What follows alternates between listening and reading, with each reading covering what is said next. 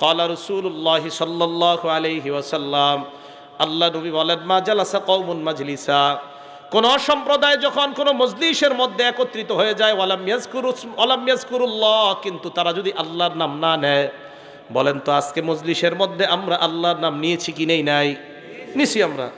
যদি তারা আল্লাহর নাম না নেয়, ওয়ালাম ইউসাল্লু আলা নাবিয়্যিহিম, নবীর উপর যদি তারা দুরূদ না পড়ে, ইল্লা কানা আলাইহিম তিরাতা, তাদের উপর আল্লাহর পক্ষ থেকে লাঞ্ছনা, বঞ্চনা, গজব। নাউজুবিল্লাহ।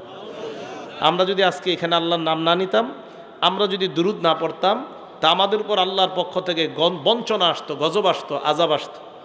তাহলে আমরা দুরূদ পড়ছি না আজকে, এবং আমরা আল্লাহর নামও নিয়েছি। ফাইন শাআ আযাবাহুম, আল্লাহ চাইলে তাদেরকে শাস্তি দিবে, ওয়া ইন শাআ গফারা লাহুম, চাইলে তাদেরকে মাফ করে দিবে। তাহলে কোনো মজলিসের মধ্যে অন্তত একবার হলে সবাই দুরূদ পড়তে হবে। নবীজি বলেন, মুয়াজ্জিনের আযান শেষ হওয়ার পর সুম্মা সাল্লু আলাইয়া, এরপর আমার উপর দুরূদ শরীফ পড়বা। ফাইন্নাহু মান সাল্লা আলাইয়া ওয়াহিদা, আমার উপর একবার কেউ যদি দুরূদ পড়ে, সাল্লাল্লাহু আলাইহি আশারা, ওই মুহূর্তে আল্লাহ তার উপর 10টা রহমত নাজিল করে দেয়। এবার আমার সাথে বলেন, আপনার আজানের পর প্রথম কাজ আমাদের কি করা? এরপর আল্লাহুম্মা রাব্বা হাযিহিদ দাওয়াতিত তাম্মাহ, যে দোয়াটা পড়া। তাহলে 1 নাম্বার, বলেন তো দুরূদ কখন পড়ব? আজানের পর। বলেন আপনারা দুরূদ কখন পড়ব? মা বোনরা মনে রাখবো, আজান শেষে দুরূদ পড়ব, এরপর দোয়া। 2 নাম্বার, জুমার নামাজের দিন, আজকে কি বার ছিল? শুক্রবার। এই জুমার দিন বেশি বেশি দুরূদ পড়া। নাসাই শরীফের হাদিস, 1374 নাম্বার হাদিস।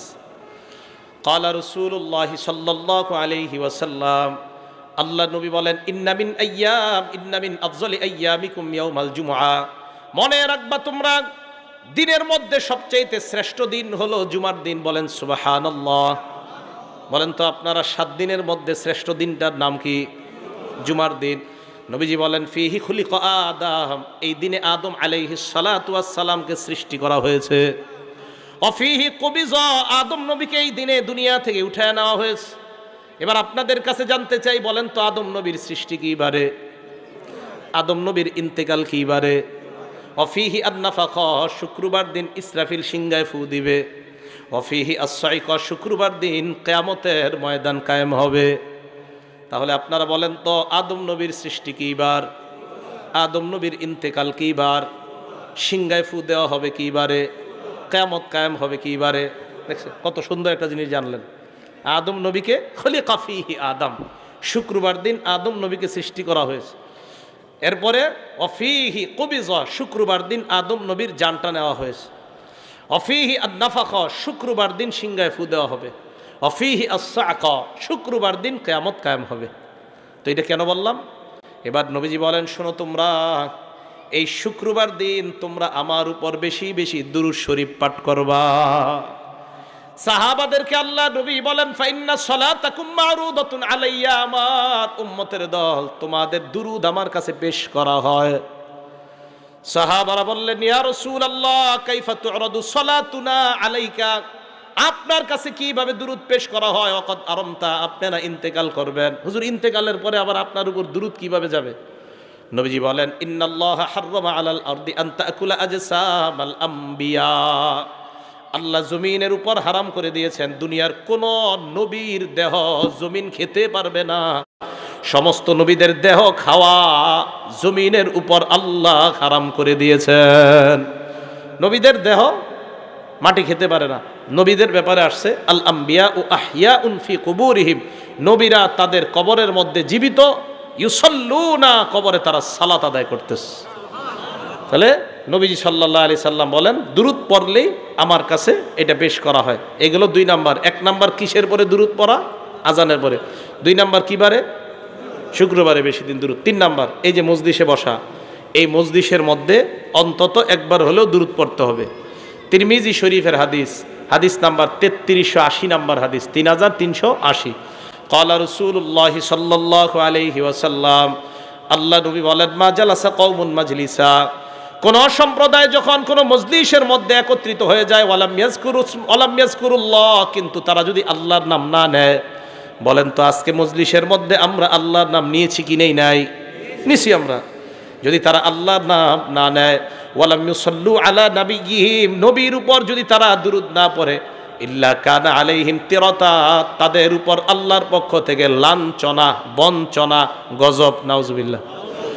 আমরা যদি আজকে এখানে আল্লাহর নাম না নিতাম, আমরা যদি দুরূদ না পড়তাম, তা আমাদের উপর আল্লাহর পক্ষ থেকে বঞ্চনা আসতো, গজব আসতো, আযাব আসতো। তাহলে আমরা দুরূদ পড়ছি না আজকে, এবং আমরা আল্লাহর নামও নিয়েছি। ফাইন শাআ আযাবাহুম, আল্লাহ চাইলে তাদেরকে শাস্তি দিবে, ওয়া ইন শাআ গফারা লাহুম, চাইলে তাদেরকে মাফ করে দিবে। তাহলে কোনো মজলিসের মধ্যে অন্তত একবার হলে সবাই দুরূদ পড়তে হবে। এগুলো 3 নাম্বার। 4 নাম্বার, মসজিদে ঢোকার সময় দুরূদ পড়া, মসজিদ থেকে বের হওয়ার সময় দুরূদ পড়া। আবু দাউদ শরীফের হাদিসের বর্ণনা 465 নাম্বার হাদিসে আল্লাহ রাসূল বলেন, ইদা দাখালা আহাদুকুমুল মাসজিদা, তোমাদের কেউ যখন মসজিদের মধ্যে প্রবেশ করবা, ফাল্যুসাল্লিম আলান নাবিয়্যি সাল্লাল্লাহু আলাইহি ওয়াসাল্লাম, প্রথমে নবীর উপর দুরূদ পড়বা।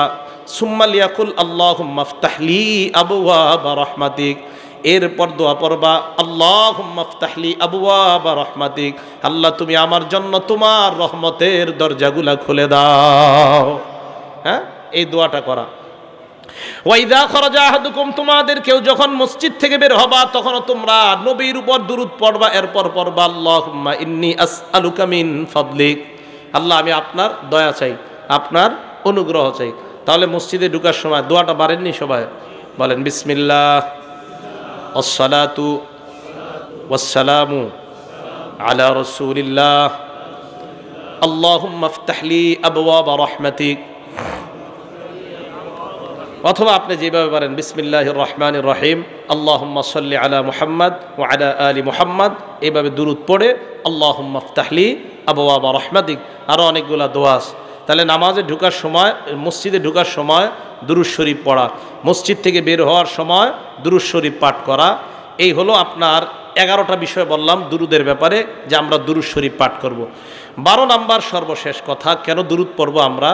দেখেন, নবীজির উপর দুরূদ এই কারণে পড়ব, নবীজিকে আল্লাহ, আমরা মানুষ যারা আছি, মানুষ সহ, জিন সহ, কাফের সহ, দুনিয়ার যত প্রাণী, সবার জন্য নবীকে আল্লাহ রহমত হিসাবে পাঠিয়েছেন। সূরা আম্বিয়ার 107 নাম্বার আয়াতে আল্লাহ বলেন, ওমা আরসালনাকা ইল্লা রাহমাতাল লিল আলামিন, আমি আপনাকে গোটা জগতের জন্য রহমত হিসাবে পাঠাইলাম। মানুষের জন্য নবী রহমত, হাইওয়ান জানোয়ার যারা আছে তাদের জন্য নবী রহমত। সুবহানাল্লাহ। মানুষ যারা আছি আমরা, আমাদের জন্য নবী রহমত। এই যে আমি, আপনি, আমরা, আমাদেরকে আল্লাহ নবী ভাই বলছে। ভাই কি বলছে? আমাদেরকে নবীজি ভাই বলছে। কত দয়া, কত মায়া আমাদের উপর। মুসলিম শরীফের 472 নাম্বার হাদিস, আন্নান নবিয়্য সাল্লাল্লাহু আলাইহি ওয়াসাল্লাম আতাল মাকবারা, আল্লাহ নবী একটা কবরস্থানের মধ্যে আসলেন। কবরস্থানে আসার পর নবী বললেন, আসসালামু আলাইকুম দারা কওমিন মুমিনিন, হে ইমানদার কবরবাসীগণ, তোমাদের উপর শান্তি বর্ষিত হোক। বলেন সুবহানাল্লাহ। তোমাদের উপর শান্তি বর্ষিত হোক।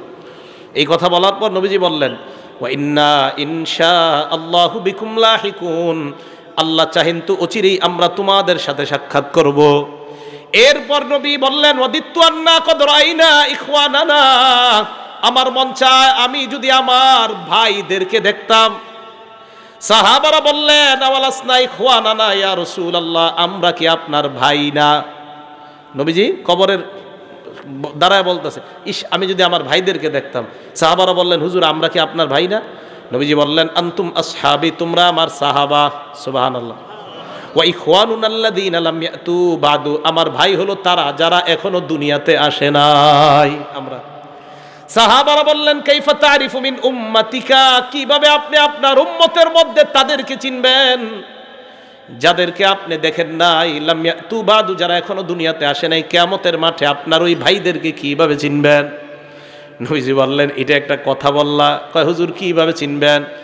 আল্লাহ নবী কয়, শোনো তোমরা, আর আইতালাউ আদনা রাজুলান লাহু খাইলুন, কোন ব্যক্তির একটা প্রাণী আছে, একটা প্রাণী আছে, এই প্রাণীটা গুররুম মুহাজ্জালা, দেখতে বড় চমৎকার, কপাল সুন্দর, হাত সুন্দর, পা সুন্দর, বাইনা জহরাই খাইলিন বুহমিন ফি দুহমিন বুহমিন, কালো প্রাণীর মধ্যে সাদা প্রাণীটা, আলা ইয়ারিফু খাইলা, সে কি তার প্রাণীটা চিনবে কি চিনবে না? একটা সাদা প্রাণী যদি অসংখ্য অগণিত কালো প্রাণীর মধ্যে থাকে, বলেন আপনারা ওই সাদা প্রাণীটাকে তার মালিক চিনতে পারবে কিনা? আল্লাহ নবী বলেন, শোনো তোমরা, আমার ভাই হলো তারা যারা কিয়ামতের ময়দানে উপস্থিত হবে।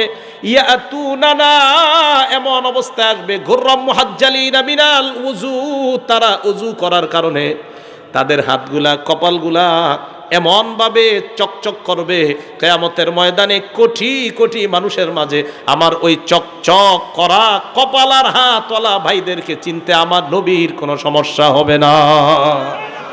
চিনবে, আমাদের ওযু করতে হবে সুন্দরভাবে।